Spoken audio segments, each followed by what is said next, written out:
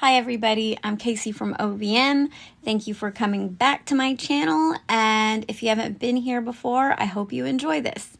This is going to be about an antique component of a bangle that I saw years ago, and it took me forever to figure it out years ago. And I always forget that other people might not know this information. Of course, tons of you guys might already know this, but for the ones that don't, here's some information for you, and for those of you who do, maybe there'll be some little interesting tidbits in here for you as well. So I hope you guys enjoy. 'Cause it's a bitter, bitter pill that I need to swallow, swallow still. Can't believe that this is real. To be going on without you gives me chills. Thanks. Most all of us who enjoy jewelry and learning about it are reselling it, collecting it, whatever you do, whether it's fine or costume, know there are so many different clasps out there. And there's a lot of information on different clasps. However, the mechanisms and the findings of these specific pieces are a little bit harder to find. Usually there's some place out there that has a really good source of information, and then sometimes there's just not. It just really sometimes takes learning the terminology and understanding the components of jewelry so that you can type it in and actually find it. Break your chains off.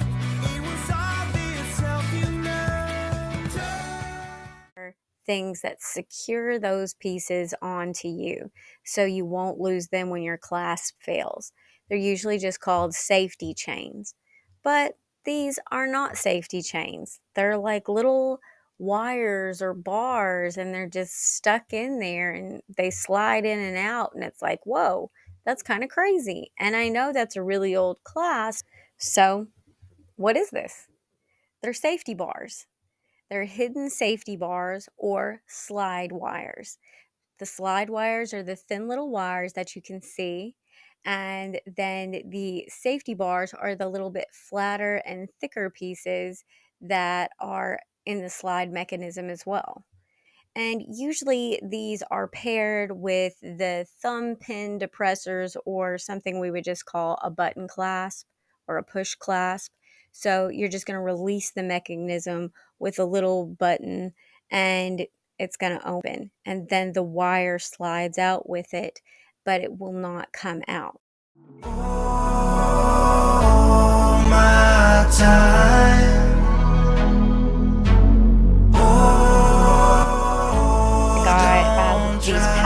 These photos of these patents off of morninggloryjewelry.com, which is an amazing resource if you're looking to study jewelry.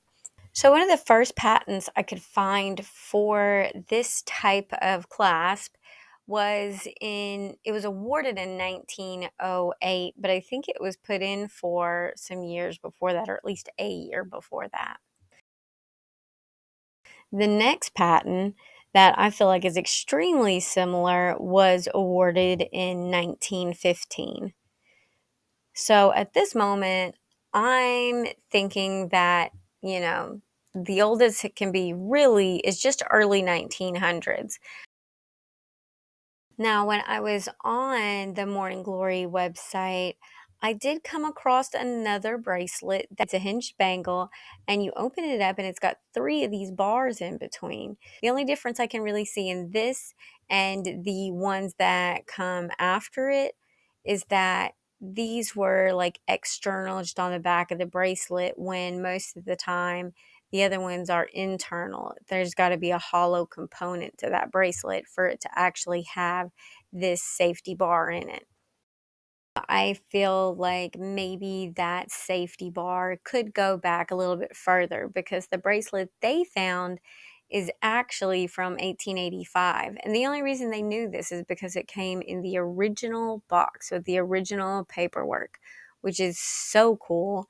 And that's the reason they could date this so perfectly.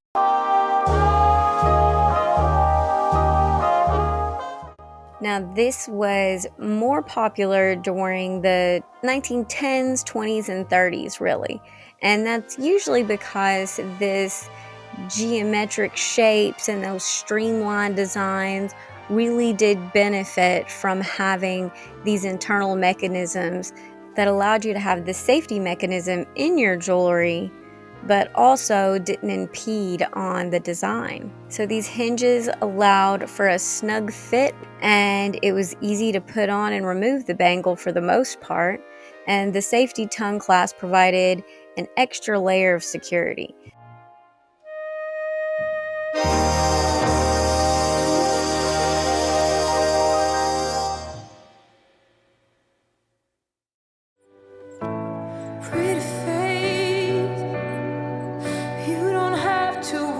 A few of the reasons that it wasn't used as much today as it used to be is because, for one, it's a lot more complicated to make these. So it's a lot more labor intensive. When you get into the complexity of how you make these, it increases the production cost, and that's going to make the final product more expensive. So jewelers often strive for that balance between functionality and aesthetic, and a safety bar just restricted a lot of that creative freedom, especially in the delicate and minimalist designs that were starting to come out. Jewelry was being simplified, and modern clasps were becoming more prevalent and safe, and people didn't want to have to perform lots of different steps to put their jewelry on and take it off. And then when jewelry started to trend towards more of like a casual everyday jewelry instead of just like that finery, people were being more casual and they were being able to wear a lot more jewelry. It didn't require the same level of security as this fine jewelry that it was intended for these formal occasions. So you just didn't have to have that same amount of security because the pieces just weren't costing as much anymore to make, and people had more money to actually spend on it. And one of the biggest reasons is just the maintenance and repair. Safety bars and those slide wires, they're so much more complex. And it's so difficult and can be expensive to repair if they break. Whereas simpler clasps, they're just easier and more cost effective. You can usually just do it by yourself if you have a pair of pliers. You can change like a chain link out. It's not that difficult. However, these safety clasps that were hidden or internal with these bars, they are very complicated, and most of the time you're just going to have to take a pair of pliers and snip the bar off and cross your fingers that your bangle's not going to fall off after that.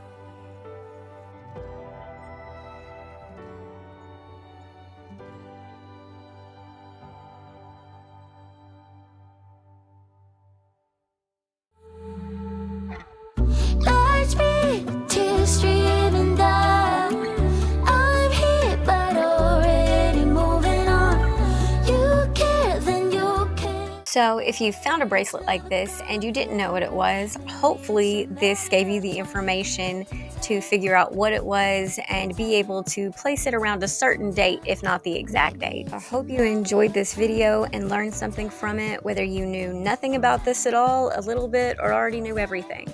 Thank you for sticking around to the end, and I hope you come back and watch some more of my videos. Thank you, everybody. Dark, you're glowing in the dark, glowing in the dark. I feel it in my heart. You're glowing in the dark, glowing in the dark.